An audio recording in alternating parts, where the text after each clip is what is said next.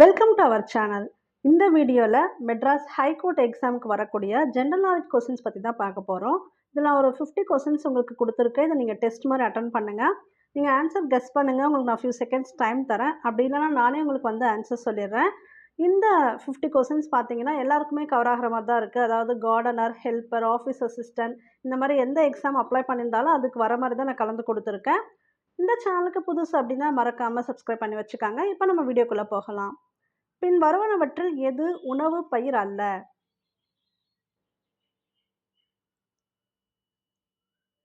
இதுக்கு ஆன்சர் பார்த்தீங்கன்னா தேங்காய். தேங்காய் பார்த்தீங்கன்னா உணவு பயிர் அல்ல.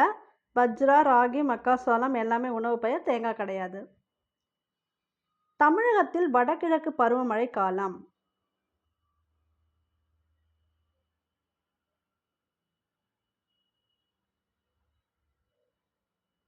இதோட ஆன்சர் பார்த்தீங்கன்னா அக்டோபர், டிசம்பர். இதுதான் வந்து தமிழகத்தோட வடகிழக்கு பருவமழை காலம். பின் வருவனவற்றில் வறட்சியை தாங்கும் காய்கறி பயிர் எது?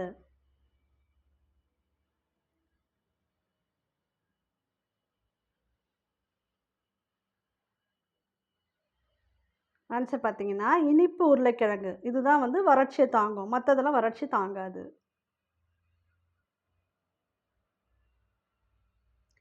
இந்தியாவில் ஒரு வருடத்தில் சராசரியாக எத்தனை மழை நாட்கள் என்று கருதப்படுகிறது? சராசரியாக கேட்டிருக்காங்க.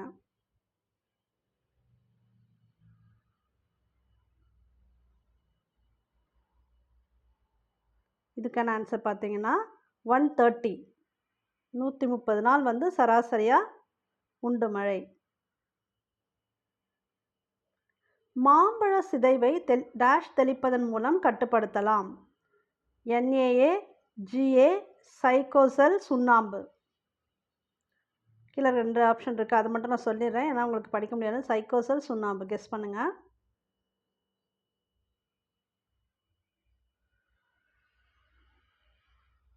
இதுக்கான ஆன்சர் பார்த்தீங்கன்னா NaA. NaA naphthalene acetic acid. இது வந்து ஸ்ப்ரே பண்ணுறதுனால மாம்பழ சிதைவை வந்து கட்டுப்படுத்தலாம்.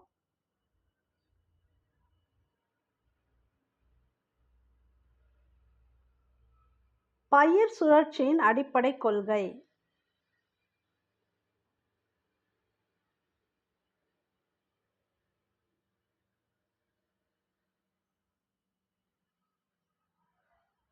இதுக்கு ஆன்சர் பார்த்தீங்கன்னா மண்ணின் வளத்தை பராமரிக்க. பயிர் சுழற்சினா ஒன்றும் இல்லை.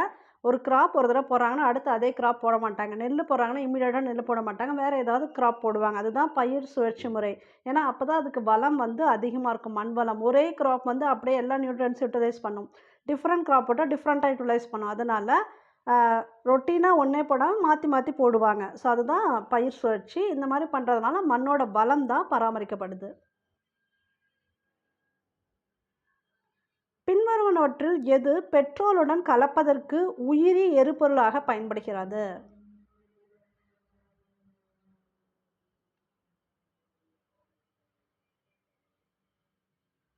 இதுக்கு ஆன்சர் பார்த்தீங்கன்னா பயோ எத்தனால். இந்த பயோ எத்தனால் ஜெட்ரோஃபா குர்கஸ் இருக்கு இல்லையா, அந்த பிளான்ட்லேருந்து எடுக்கப்பட்ட அந்த பயோ எத்தனாலை தான் பெட்ரோலாக யூஸ் பண்ணிக்கலாம் அப்படின்னு நிறைய ஸ்கீம்ஸ் எல்லாம் வந்துச்சு. ஸோ பயோ எத்தனால் தான் இதுக்கு கரெக்ட் ஆப்ஷன்.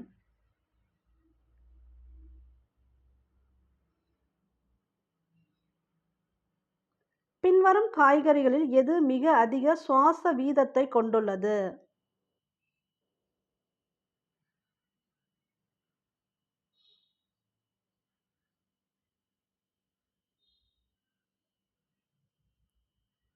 இலைக்கீரைகள்.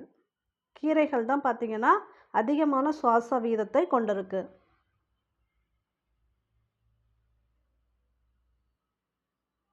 தேசிய சூரிய ஆற்றல் நிறுவனம் டேஷில் அமைந்துள்ளது?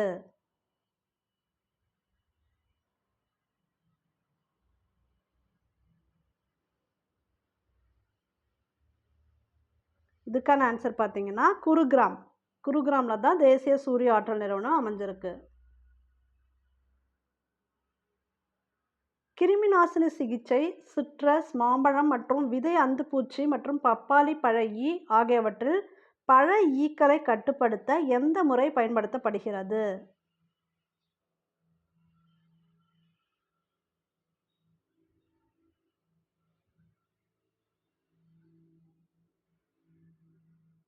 இதுக்கு சரியான விடை பார்த்தீங்கன்னா கதிர்வீச்சு, ரேடியேஷன் தான்.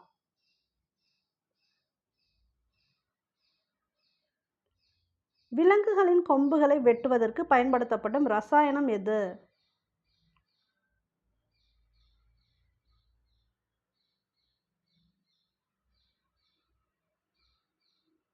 இதுக்கு சரியான விடை காஸ்டிக் பொட்டாஷ். ஸோ இதை யூஸ் பண்ணி தான் அந்த கொம்புகளை வெட்டுவாங்க. இப்போ ரீசெண்டாக அந்த ஹைப்ரிட் வெரைட்டிலாம் இருக்குது பார்த்தீங்களா, அதெல்லாம் அந்த கொம்பு எடுத்துருவாங்க. அது பேர் டிஹார்னிங் அப்படி சொல்லுவாங்க அந்த மெத்தடு.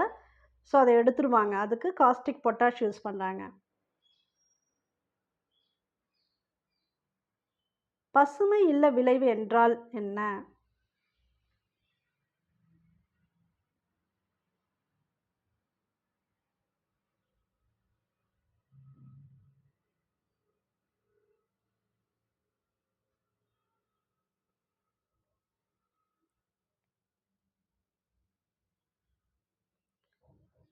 ஸோ இதுக்கு சரியான ஆப்ஷன் பார்த்தீங்கன்னா பார்ட் சி தான். பசுமை இல்ல வாயுக்கள் சுற்றுச்சூழல் சிக்கி வெப்பநிலை உயர்வை ஏற்படுத்தும் போது. ஆனால் பசுமை இல்ல வாயு எதுன்னு கேட்டால் கார்பன் டை ஆக்சைடு. இங்கே தாவரங்கள்லேருந்து அதிகப்படியான கார்பன் டை ஆக்சைடு வெளியிடப்படுதுன்னு சொல்கிறாங்க இல்லையா? ஸோ அந்த வந்து கார்பன் டை தாவரங்கள்லேருந்து அதிகப்படியாக கார்பன் டை ஆக்சைடு வராது, ஆக்சுவலாக ஆக்சிஜன் தான் வரும். அது தவிர யூஸ்வலாக பசுமை இல்ல வாயு எதுன்னு கேட்டால் கார்பன் டை ஆக்சைடு எழுதணும். இந்த எல்லா கார்பன் டை ஆக்சைடு வாயுவும் சேர்ந்து தான் அந்த சுற்றுச்சூழலை அந்த இன்க்ரீஸ் பண்ணுது, டெம்பரேச்சர் இன்க்ரீஸ் பண்ணுது. அதனால் அது பேர் வந்து பசுமை இல்ல வாயு. இது பசுமை இல்ல விளைவு. பசுமை இல்ல வாயுக்கள் சுற்றுச்சூழல் சிக்கி வெப்பநிலை உயர்வை ஏற்படுத்துறது.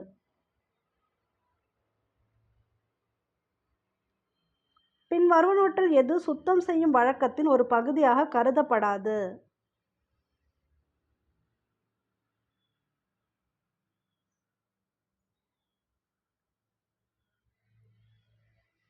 பதிவு, ரெக்கார்டிங் இதுக்கு தேவையில்ல. மற்ற எல்லாமே வந்து சுத்தம் செய்யறதுக்குள்ளே தான் வரும். பின்வருவனவற்றில் எது வீட்டு பராமரிப்பு துறையின் கடமை அல்ல?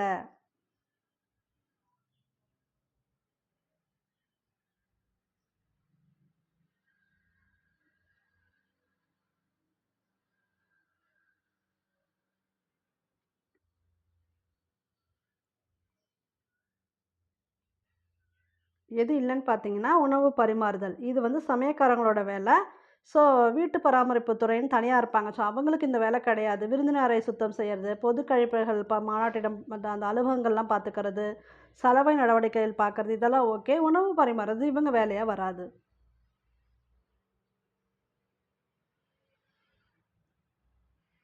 ஆல்கஹால் அடிப்படையிலான ஹேண்ட் ரப்ஸ் மூலம் உங்கள் கைகளை எவ்வளவு நேரம் தேய்க்க வேண்டும்?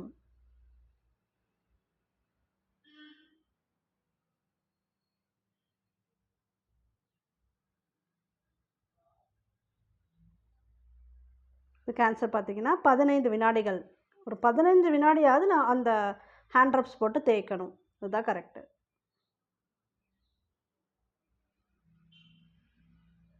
விருந்தினர் அறையை சுத்தம் செய்யும் நடைமுறைகளை வீட்டு பராமரிப்பு மேலாளர் ஏன் புரிந்து கொள்ள வேண்டும்?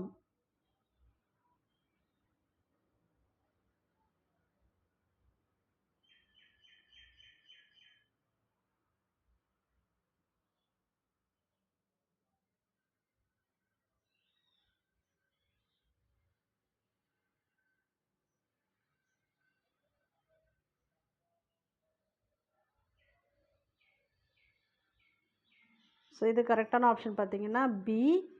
விருந்தினர் அறைகளை எப்படி சுத்தம் செய்வது என்று தெரியாவிட்டால் வீட்டு பராமரிப்பு மேலாளர்கள் சரக்குகளை அமைக்க முடியாது. ஸோ அவங்க எப்படின்னு தெரிஞ்சுக்கிட்டா தான் கரெக்டாக அவங்க அதுக்கு ஏற்ற மாதிரி திங்ஸ் எல்லாம் அடுக்கி வைக்க முடியும். அதனால தான்.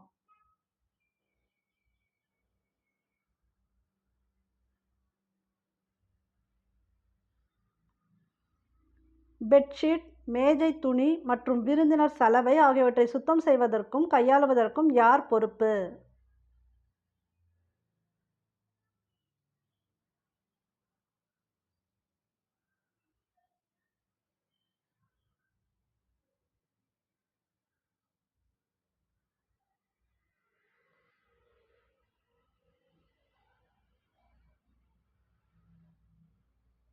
இதுக்கு ஆப்ஷன் பார்த்தீங்கன்னா ஆப்ஷன் டி, கைத்தறி மற்றும் சீருடை உதவியாளர்.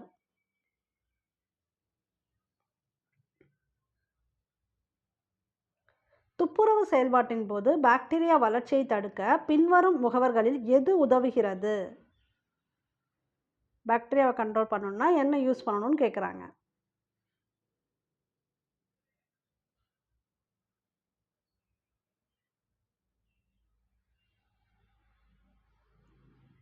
இதுக்கு ஆன்சர் பார்த்தீங்கன்னா கிருமி நாசினி. ஹைட்ரோக்ளோரிக் ஆசிட்லாம் ஆட் பண்ணக்கூடாது. அதெல்லாம் ஹெவியான ஆசிட் சரிங்களா? டியோட்ரண்ட் யூஸ் பண்ண முடியாது. சும்மா நம்ம ஸ்ப்ரே பண்ணிக்க தான். தண்ணி வந்து அந்த அளவுக்கு பாக்டீரியா கில் பண்ணாது. ஸோ கிருமி நாசினி யூஸ் பண்ணணும். டிஎன்டி முழு வடிவம். சில இடங்களில் டிஎன்டின்னு போட்டிருப்பாங்க. இப்போ நான் இங்கிலீஷில் சொன்னால் நீங்கள் கண்டுபிடிச்சிருவீங்க. பட் கெஸ் பண்ணுங்கள், நான் உங்களுக்கு இங்கிலீஷ்லேயும் சொல்கிறது.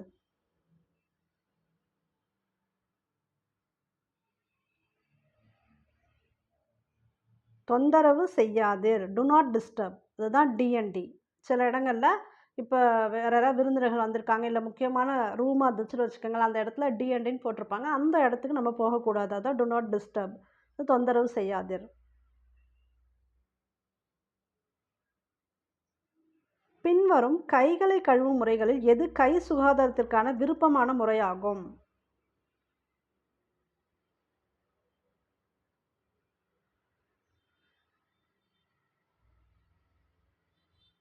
ஆல்கஹால் அடிப்படையான தேய்த்தல்.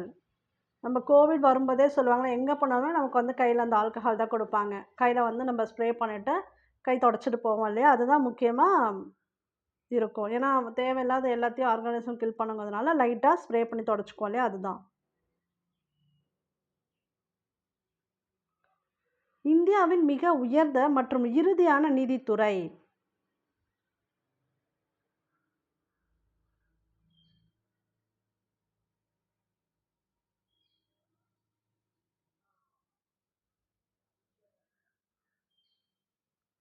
உச்ச நீதிமன்றம். டேஷுக்கு இடையே பிரச்சனைகளுக்கு தீர்வு காண்பதற்கான ஒரு செயல்முறை நீதிமன்ற அமைப்பு வழங்குகிறது.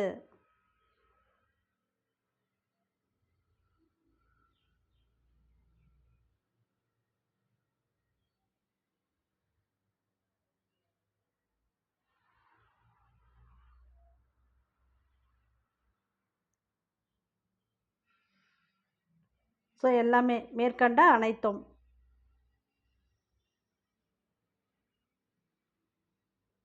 கீழ்கண்ட எந்த அதிகார வரம்பின் மூலம் இரு மாநிலங்களுக்கு இடையேயான பிரச்சனைகளை உச்ச நீதிமன்றம் தீர்க்க வழிவகை செய்கிறது?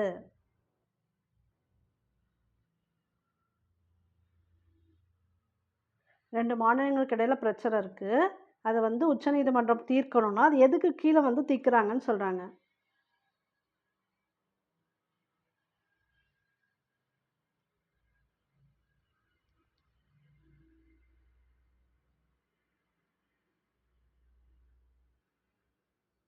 ஆன்சர் பார்த்தீங்கன்னா முதன்மை அதிகார வரம்பு. ரெண்டு மாநிலங்களோட பிரச்சனைனா முதன்மை அதிகார வரம்பு. பின்வரும் எந்த மாநிலம் யூனியன் பிரதேசம் ஒரு பொதுவான உயர்நீதிமன்றத்தை கொண்டுள்ளது? இந்த கொஸ்டின் பார்த்தீங்கன்னா இப்போ குரூப் 4ல வந்திருந்தது.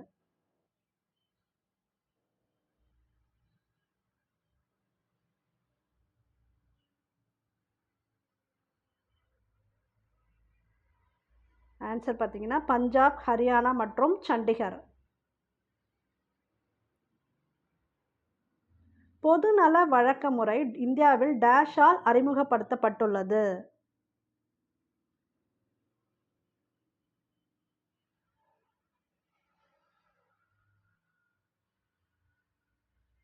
இதுக்கு சரியான ஆன்சர் உச்ச நீதிமன்றம்.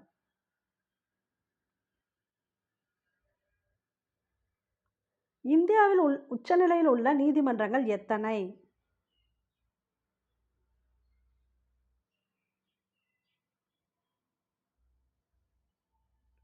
ஒன்று தான் ஆன்சர்.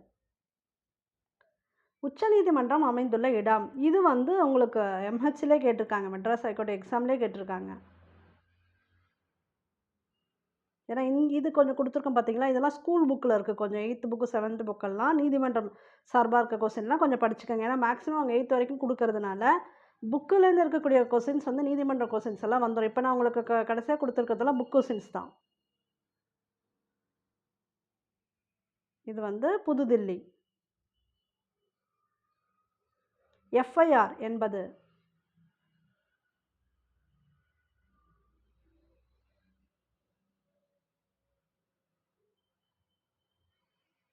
முதல் தகவல் அறிக்கை, அதுதான் எஃப்ஐஆர்.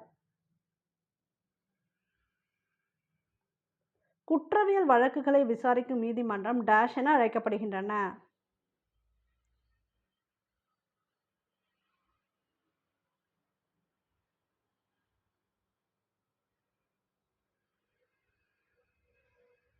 ஆன்சர் பார்த்தீங்கன்னா அமர்வு நீதிமன்றங்கள்.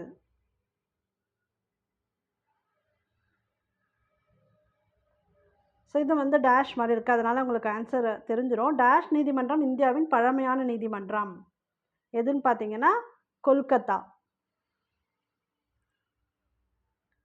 அரசியலமைப்பு சட்டத்தை உருவாக்கியவர்கள் டேஷ் மற்றும் டேஷுடன் இந்திய நீதித்துறையை நிறுவினர். அரசியலமைப்பு சட்டத்தை உருவாக்கியவர்கள் டேஷ் மற்றும் டேஷுடன் இந்திய நீதித்துறையை நிறுவினர்.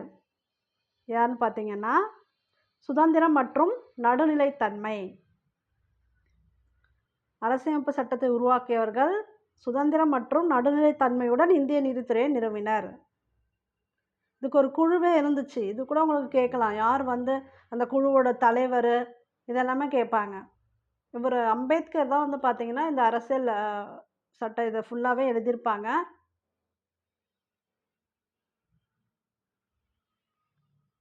புகழ்பெற்ற பிரெஞ்சு தத்துவ ஞானியான டேஷ் ஒரு சுதந்திரமான நீதித்துறை என்ற கருத்தை முன்மொழிந்தார்.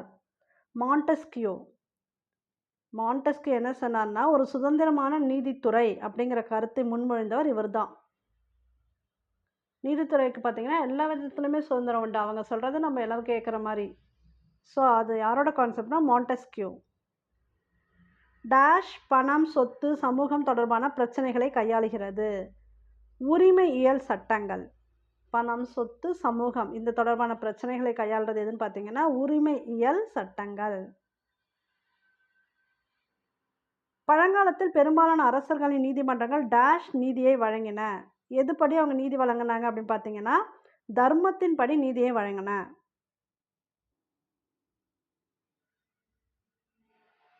அடுத்து மேட்ச் கெஸ் பண்ணுங்க, நான் ஆன்சர் சொல்கிறேன். ஆன்சர் கீழே கூட இருக்குது, பார்த்துக்கலாம்.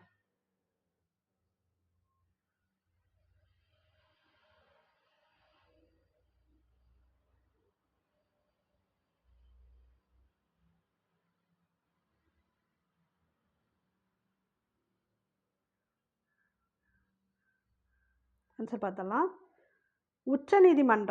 உச்சநீதிமன்றம் பார்த்தீங்கன்னா இறுதி மேல்முறையீட்டு நீதிமன்றம். ஃபைனலாக எங்கே போகும் கேசஸ் அப்படி பார்த்தீங்கன்னா இங்கே முடியல அங்கே முடியலன்னா கடைசியாக சில பேர் அந்த நியூஸ்லலாம் சொல்லுவாங்க இங்கே முடியல நான் உடனே உச்சநீதிமன்றம் போகிறேன் அப்படி சொல்லுவாங்க இல்லையா. ஸோ ஃபைனலாக மேல்முறையீட்டு நீதிமன்றம் பார்த்தீங்கன்னா இறுதியாக உச்சநீதிமன்றம் தான். அடுத்து உயர்நீதிமன்றம் மாநிலத்தின் உயர்ந்த நீதிமன்றம். ஸ்டேட்டுக்கு இருக்கக்கூடியது உயர்நீதிமன்றம். அந்தந்த ஸ்டேட்டில் இருக்கக்கூடிய உயர்ந்த நீதிமன்றம் பார்த்தீங்கன்னா உயர்நீதிமன்றம், அதான் மாநிலத்தின் உயர்ந்த நீதிமன்றம். லோக் அதாலத் அது என்னன்னு பார்த்தீங்கன்னா விரைவான நீதி, சீக்கிரம் வரணும் அப்படின்னா லோக் அதாலத் விரைவான நீதி. சார் எலிஜா இம்ஃபே முதல் தலைமை நீதிபதி. ஸ்மிருதி சமூக கடமைகள். ஒரு சில இந்த கூற்று பார்க்கலாம். மெக்காலே பிரபுவால் ஒரு சட்ட ஆணையம் அமைக்கப்பட்டுள்ளது. இது இந்திய சட்டங்களை நெறிமுறைப்படுத்தியது. இதில் எது சரின்னு கேட்டிருக்காங்க, எந்த கூற்று சரி?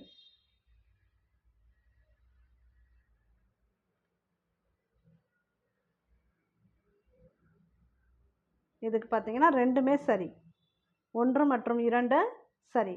முதல்ல பார்த்துக்காங்க. மெக்காலே பிரபுவால் ஒரு சட்ட ஆணையம் அமைக்கப்பட்டுச்சு, அது இந்திய சட்டங்களை நெறிமுறைப்படுத்தியது.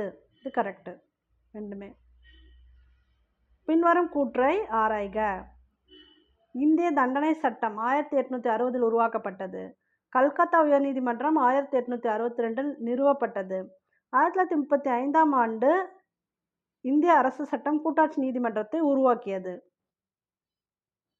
எந்த கூற்றுலாம் சரின்னு கேட்டிருக்காங்க.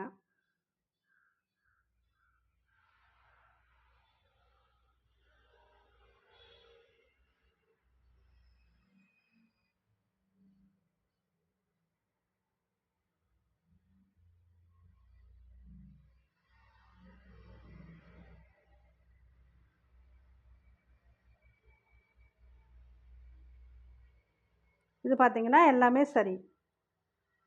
அதாவது 1935ல் பார்த்தீங்கன்னா ஃபஸ்ட்டு வந்துச்சு. அதுக்கப்புறம் திருத்தி எழுதுனாங்க. அதுக்கு முன்னாடி வரைக்கும் 1935ல இருந்தது தான் அவங்க வந்து கடைப்பிடிச்சுட்டு இருந்தாங்க. சரிங்களா?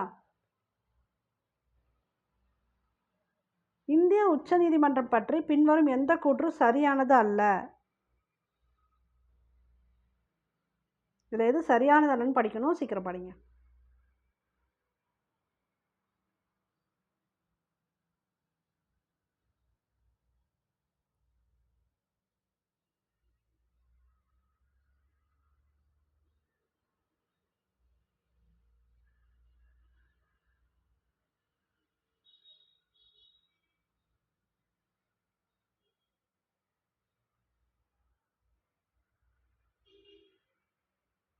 இதில 3 தான்.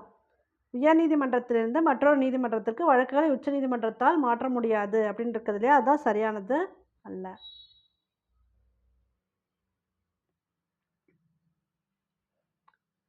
கூற்று உச்சநீதிமன்றம் ஒரு ஆவண நீதிமன்றமாகும்.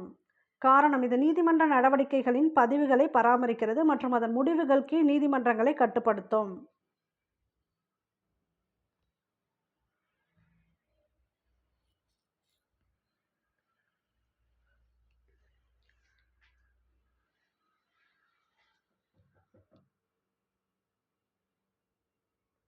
இதில் வந்து கூற்று சரி, காரணமும் சரி. இதுதான் கரெக்டு. கூற்று சரி, காரணம், கூற்றிற்கு சரியான விளக்கம். ரெண்டுமே உண்டு. உச்சநீதிமன்றம் ஒரு ஆவண நீதிமன்றம். இது நீதிமன்ற நடவடிக்கைகளின் பதிவுகளை பராமரிக்கிறது மற்றும் அதன் முடிவுகள் கீழ் நீதிமன்றங்களை கட்டுப்படுத்தும். எந்த கூற்றுகள் சரியானவை?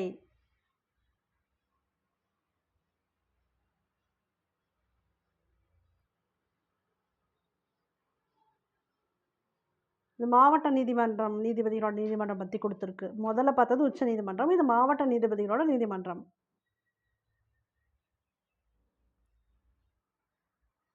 ஸோ இதுக்கும் பார்த்தீங்கன்னா அனைத்துமே சரி.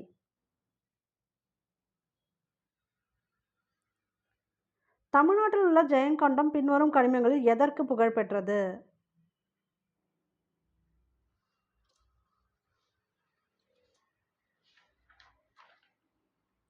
ஆன்சர் பார்த்தீங்கன்னா லிக்னைட்டுக்கு தான் புகழ் பெற்றது. பாண்டிச்சேரிக்கு அருகில் உள்ள பின்வரும் தலங்களில் எது ரோம் மற்றும் பண்டைய தமிழ்நாடான இந்தியாவின் பண்டைய வர்த்தகம் பற்றிய பார்வைக்கு சிறந்த ஆதரவை அளிக்கிறது? இது வந்து அடிக்கடி கேட்டுகிட்டே இருக்காங்க.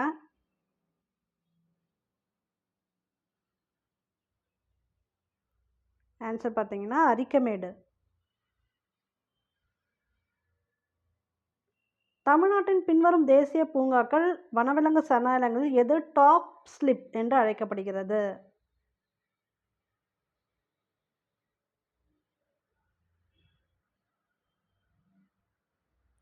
ஆன்சர் ஆனைமலை தேசிய பூங்கா. பின்வருவற்றில் சோழ வம்சத்தின் தலைநகரம் எது?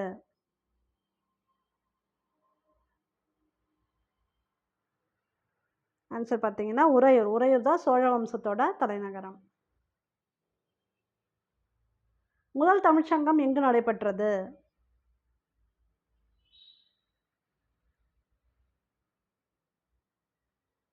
ஆன்சர் மதுரை. சங்கம் வைத்து தமிழ் வளர்த்தவங்க பார்த்தீங்கன்னா பாண்டியர்கள். அவங்க ஆண்டது பார்த்தீங்கன்னா மதுரை சுற்றியுள்ள மெயின் பகுதிகள். அதனால இதுக்கு வந்து ஆன்சர் பார்த்தீங்கன்னா மதுரை. பின்வரும் புத்தகங்களில் எது தமிழ் கவிதையின் ஒடிசஸ் என்று கருதப்படுகிறது?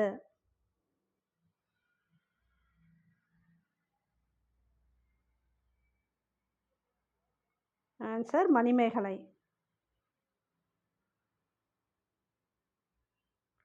சென்னை உயர்நீதிமன்ற நீதிபதியாக பதவியேற்ற முதல் இந்தியர் யார்? இது கேட்கலாம் உங்களுக்கு. முதல் இந்தியர் யாருன்னு.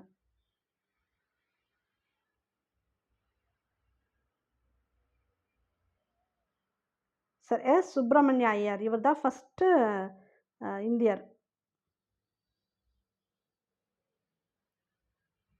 பின்னலாடை ஏற்றுமதியில் மிகப்பெரிய நகரம்?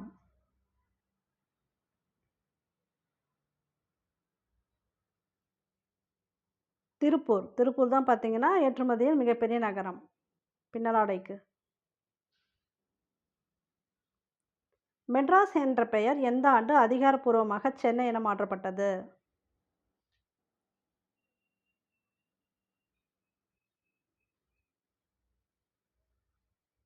1995.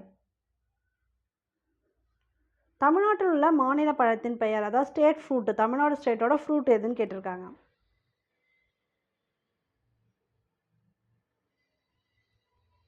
நமக்கு பார்த்தீங்கன்னா பலாப்பழம். ஆனால் இந்தியாவுக்கு பார்த்தீங்கன்னா மேங்கோ வரும். பட் தமிழ்நாட்டுக்கு கேட்டிருக்கிறதுனால பலாப்பழம்.